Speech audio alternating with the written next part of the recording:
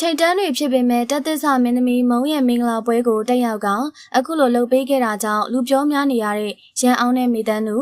ပြီးခဲ့တဲ့ရက်မှာတော့ MRTV4 မင်းသမီးချော်လေးမုံကလက်ထပ်ပွဲကြီးကျင်းပခဲ့တာဖြစ်ပါတယ်။လက်ထပ်ပွဲကိုဘယ်အနုပညာရှင်ကမှတိတ်မဖိတ်ပဲဘယ်သူမှမသိအောင်တိတ်တဆိတ်သာလုပ်တာဖြစ်ပါတယ်။အဆိုပါလက်ထပ်ပွဲမှာထူးထူးခြားခြားဆိုသလိုရန်အောင်နဲ့မိသားစုတော့ပါဝင်ခဲ့ပါတယ်။သူတို့ကိုလည်းမုံကဧည့်သည်ဖြစ်ဖိတ်တာမဟုတ်ပဲလို့ခေါ်ခဲ့တာပါ။ရန်အောင်နဲ့မိသားစုတို့ကမုံရဲ့လက်ထပ်ပွဲမှာအတိတ်သက်တွေဖြစ်လုပ်ခဲ့ရတာပါ။မုံကမင်္ဂလာပွဲကိုလက်မှတ်ရေးထိုးပွဲဖြစ်လုပ်တာမို့အတိတ်သက်တွေလိုအပ်တာဖြစ်ပါတယ်။မုံတို့ဇနီးမောင်နှံနှစ်ယောက်ရှေ့နေရှိမှလက်မှတ်ရေးထိုးချိန်မှာရန်အောင်နဲ့မိသားစုတို့ကအတိတ်သက်တွေဖြစ်လက်မှတ်ရေးထိုးပေးခဲ့ရပါတယ်။လက်မှတ်ရေးထိုးပေးရချိန်မှာရန်အောင်နဲ့မိသားစုတို့ကဇုံရွဲရီလိုဝစ်စင်ကလက်မှတ်ရေးထိုးပေးခဲ့တာပါ။ရွှေဝါရောင်ဝမ်းဆက်တွေကိုနှစ်ယောက်စင်တူဝစ်စင်ခဲ့ကြပါတယ်။ပြီးတော့မှမုံတို့လက်ထပ်ပွဲကိုရန်အောင်နဲ့မိသားစုတို့အတူတက်ရောက်ခဲ့ပါတယ်။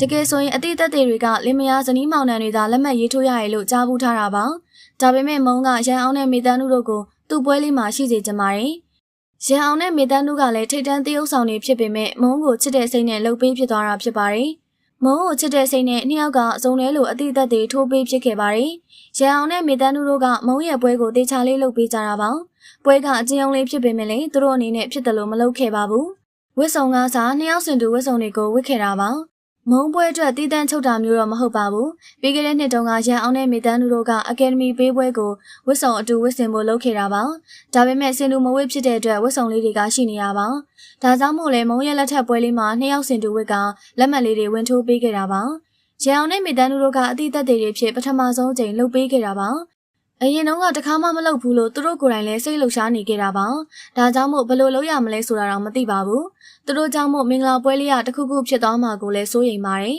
။ဒါကြောင့်မို့လည်းတေချာမေးမြန်းပြီးမှလုပ်ပေးခဲ့တာပါ။ပရိသတ်တွေဆိုရင်ရအောင်နဲ့မိသားစုတို့ကိုလိုက်ဖက်တယ်လို့တောင်ပြောဆိုနေကြတာပါ။ဇုံနှဲနေနဲ့ပွဲတက်တဲ့ချိန်မှာသူတို့သားသူတို့သမီးထက်တောင်ပိုတောင်းပနေရလို့ပြောခံခဲ့ရပါတယ်။နှစ်ယောက်ကရွှေရောင်လေးတွေဝစ်စင်ကအရန်လှနေလို့သူတို့သားသူတို့သမီးနဲ့မှားရလို့တောင်ပြောဆိုနေကြတာပါ။ရန်အောင်နဲ့မိသားစုကဟိုးရင်ကလေးကတငယ်ချင်းတွေဖြစ်တာမို့အတွဲညီခဲ့ကြပါတယ်။တချို့ဆိုရင်သူတို့နှစ်ယောက်ကိုလက်ထပ်ဖြစ်မယ်လို့တောင်ထင်တာပါ။ဒါပေမဲ့မိသားစုကတော့ဒရိုက်တာဇီယောမမောင်နဲ့လက်ထပ်ဖြစ်ခဲ့တယ်လို့ခလေးတယောက်နဲ့အိမ်အောင်မပြုတ်ဖြစ်တော့ပါဘူး။ရန်အောင်ကလည်းအိမ်အောင်မပြုတ်တော့ပဲလူပြိုကြီးဘဝနဲ့သာနေဖြစ်နေတာပါ။လူပြိုကြီးဖြစ်တဲ့မိခင်နားမှာနေခဲ့ရကနေအခုချိန်မှာလက်မထက်ချင်တော့ပါဘူး။ဒီလိုသာဘဝကိုဖျက်ဆီးဖို့ဆုံးဖြတ်လိုက်ပါပြီ။မိခင်အိမ်ဆုံးမသွားတဲ့အချိန်မှာလည်းရန်အောင်ကအပူမရှာချင်တော့ပါဘူး။သူ့အနေနဲ့မိခင်မရှိတော့လို့အဖော်မဲနေခဲ့ပေမဲ့လက်ထပ်ဖို့ကအခြေအနေမရှိတော့တာဖြစ်ပါတယ်။မုံတို့လက်ထပ်ပွဲကိုကြည့်ရချိန်မှာလည်းရန်အောင်နေနဲ့ဝမ်းသာပီတိဖြစ်ရပါတယ်။မုံကသူ့လက်ထပ်ပွဲမှာအရန်ကိုပျော်ရွှင်နေတာကြောင့်ပါ